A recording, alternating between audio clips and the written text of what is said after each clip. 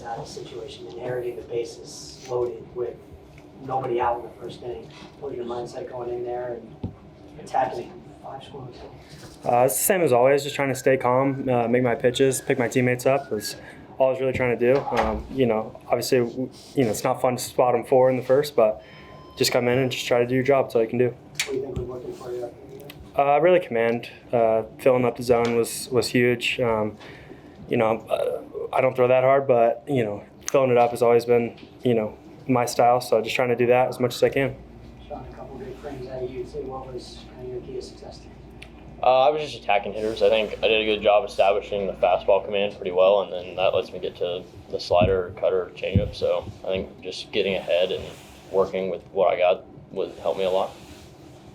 Nick, after performance on midweek, you guys were put together a quick comeback effort, especially offensively, surging back. Okay, same sort of thing tonight, 4-0 deficit, 14 unanswered runs. What sort of lended itself to being able to put together such a complete team effort to have that kind of comeback? I think it's just 9 dudes playing baseball, or 8, whatever it is. I don't even know how many people hit. Yeah, but we're just trying to have fun, stay loose, and hit the ball. So it's falling our way right now. It's good. Any quote about Matt's performance and Sean's performance out of the bullpen helped kind of settle down the offense after seeing a force back off in the first? It was awesome. I mean, he's my roommate, so I'm sure we'll be talking about it later. He likes to taste himself. Oh, whatever. And Fitz has been awesome, so it's been awesome. 9 people hit. Jesus. Matt, what do you think through the offseason and things you did during the preseason helped you develop your command more to be able to have an outing like this? I think it's just staying consistent, staying in the weight room as much as you can and doing the things that, help you. Staying on top of it and not taking a day off, not taking a day for granted. So I think it was just the consistency through the whole offseason for sure.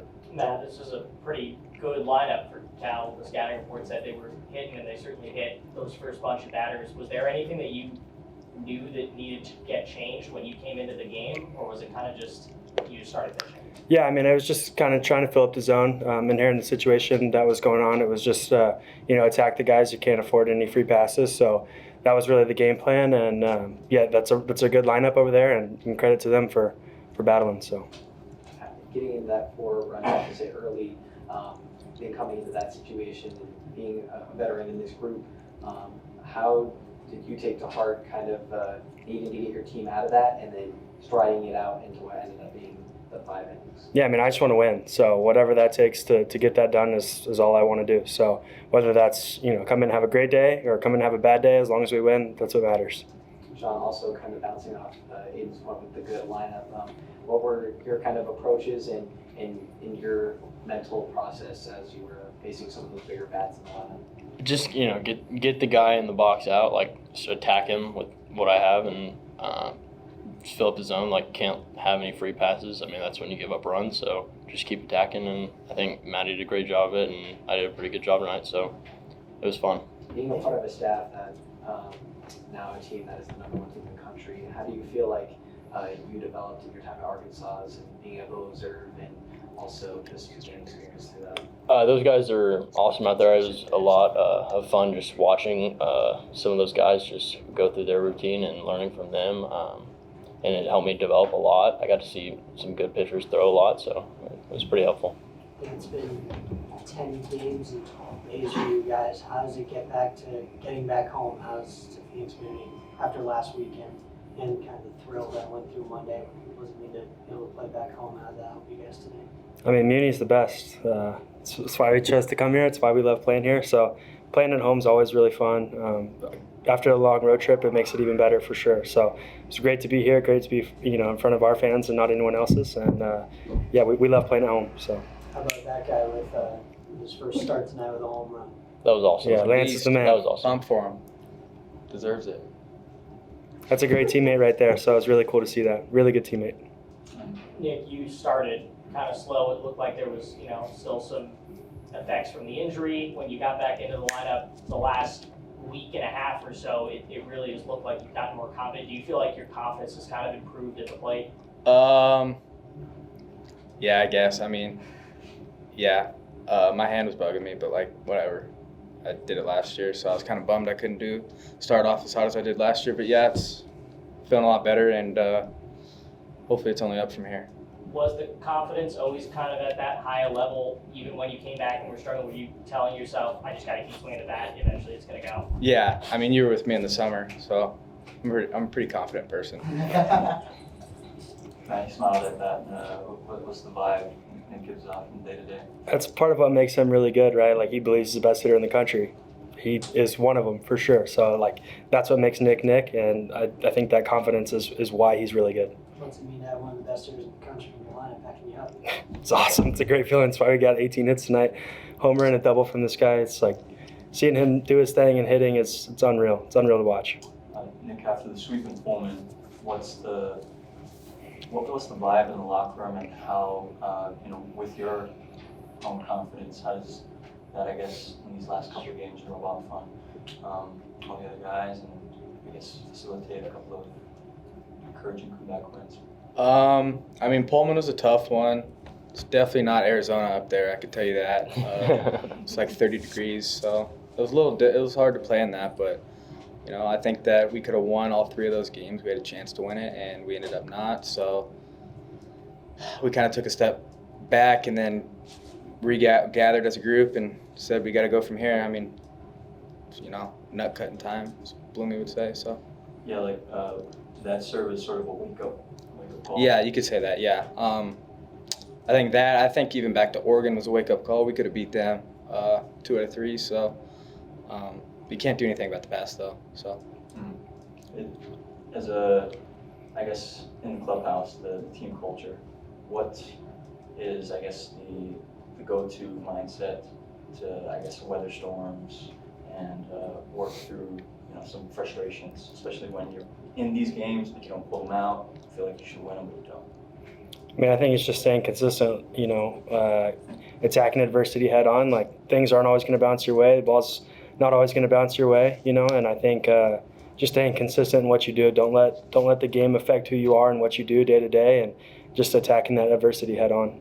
Nick, was there any moment after the Pullman series of just a rallying of the group and just a conversation of we need to turn this around and get things going again? Yeah, we did have one. Everyone was included, staff and players, and we also had a players only. So that was really good. I think we sorted some things out, and hopefully the best baseball's in the future. So, in those kinds of settings, Willie has talked about wanting more player-to-player accountability and leadership in the locker room in terms of vocal leaders. How has that progressed to this point? Maybe in the last week or 2, how has that developed? I think we've done a pretty good job of keeping each other accountable. Player to player, we all care about each other. Like, we all want to see each other succeed. So I think just like pushing each other to be the best we can is all we can do.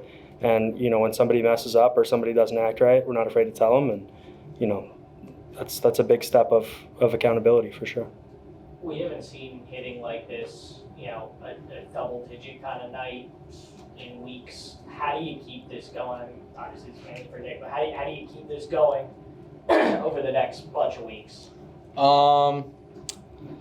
I think everyone just, staying with the approach, being locked in during scouting reports. I think today, it's been a focus of trying to, pay attention more to the scouting reports, especially for myself. I mean, I don't necessarily, pay attention that much, but I've been trying to more.